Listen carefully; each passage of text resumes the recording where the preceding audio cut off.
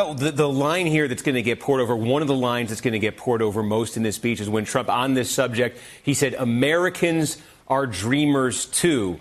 And I imagine that's going to be subject to a lot of various interpretation. What's your interpretation of that line, Maria? That it's divisive as well. This idea that, of course, Americans are dreamers, but we're also rooted in our immigrant experience. The reason the majority of us are here, with the exception of our Native Americans and African Americans who descended from slaves, the majority of Americans came here with this idea that they can become their possibility in this country. That is not any different 240 years later. So this idea that he is trying to pit this idea of what dreamers are, that is our DNA. What we're talking about is a new generation of dreamers, the ones that came here without, through their family, unfortunately without the proper documentation. At the same time, they're making great strides to achieve. These dreamers specifically have passed background checks. They are contributing to their local economy.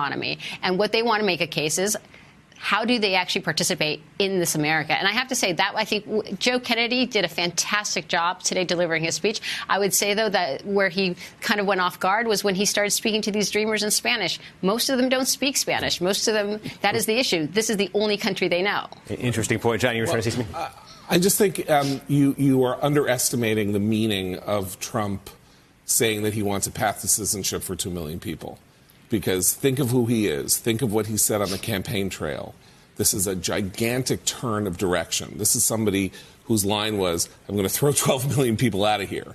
That was what he said for almost 60 months. But I appreciate it because the reason he's saying that, though, is because to the majority of Americans who are not deep-seated into this policy issue, it sounds incredibly reasonable. But you start scratching the surface and you recognize how draconian he's actually presenting. He's trying to be magnanimous. He's trying to be the leader that most Americans want him to be. But in fact, what he's doing is actually pushing us backwards instead of coming up with an immigration policy that, again, looks at future immigration flows. Yeah, I think the issue with this is that the offsetting ask is so enormous, and partly the offsetting ask is vague.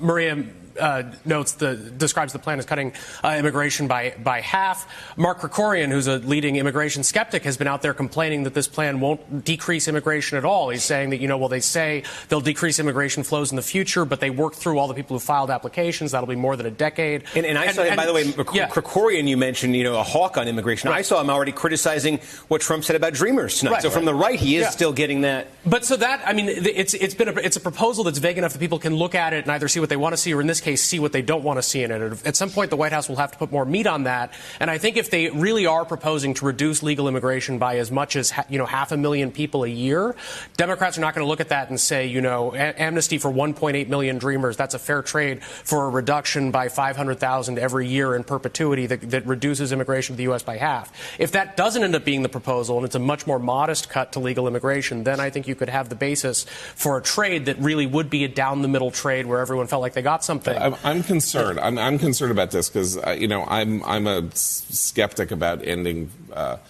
family migration or chain migration, but I think there's a lot to be said about this notion of getting high-value immigrants who come ready to sort of help the economy. Having said that, Democrats and liberals are backing themselves into a corner if they think that they can simply reject and act as though it's meaningless that Trump has taken this step. And if they're not willing to negotiate, he is going to have very strong grounds, and Republicans are going to have very strong grounds to say, we moved like the mountain came to Muhammad, and you are acting as though that means nothing, and that is not a proper way to negotiate. But actually, what folks actually want. We got to jump to a break. Very quickly, go ahead.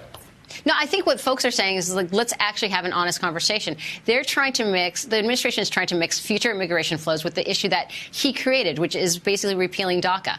I think that where you have a good starting point, and many Republicans will agree, is let's figure out DACA, let's figure out the wall, but let's actually have a really serious conversation on what we need for future immigration flows. Maybe it's half of the current immigrants that we have, maybe it's a third, maybe it's 100% that we need to keep. But that is very different than what the current administration is offering. And this is going to be something, obviously, that the government funding deadline, the latest one, a few weeks away. So this issue, I think, is only going to intensify in the near-term future. John Podhoretz, Maria Teresa Kumar, thanks to both of you. Hey there, I'm Chris Hayes from MSNBC. Thanks for watching MSNBC on YouTube. If you want to keep up to date with the videos we're putting out, you can click subscribe just below me or click over on this list to see lots of other great videos.